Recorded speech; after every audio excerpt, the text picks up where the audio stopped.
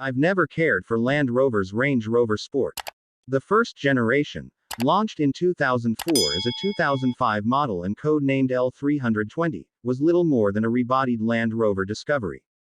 I get the decision to build the thing, amortize the costs of developing the chassis with two vehicles, as well as expanding the Range Rover family. However, it wasn't nice to look at, and despite the word sport in the name, it wasn't in fact sporty to drive. The L494 second generation model was more handsome when it arrived in 2013, and it used the actual Range Rover platform. It was a bit sportier than the previous version, but every time I drove one, I came away with the distinct impression that it was a cost-cut Range Rover. Which of course, it was. Fast forward to now, and I've just driven multiple versions of the all-new, third-gen Range Rover Sport in and around Madrid, Spain. Is this one better than before? Range Rover has entered the polishing icons stage of design. Think Porsche and the 911. You want anyone looking to know the car's a Porsche 911 from 1,000 feet, so don't change too much. It's difficult for the layman, and challenging even for the car obsessed, to tell the newest Range Rover apart from the one that came before. Icon. Polished. However, although the new Range Rover Sport is obviously related to the L494, it looks so much better.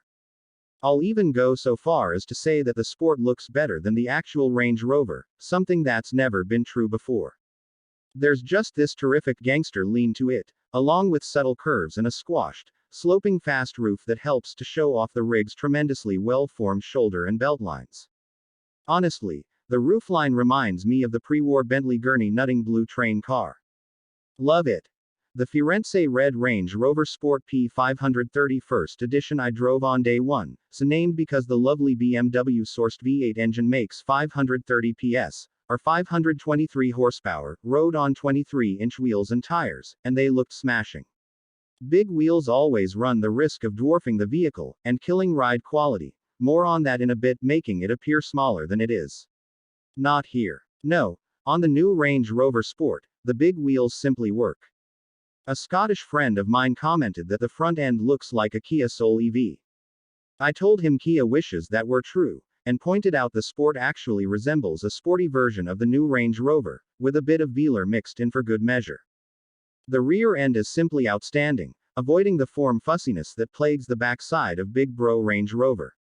The quad pipes look good, and having the words Range Rover in black on a black strip shows that the brand is so confident in its design language it feels the SUV needn't be ostentatiously labeled. Like any icon, you know just by looking.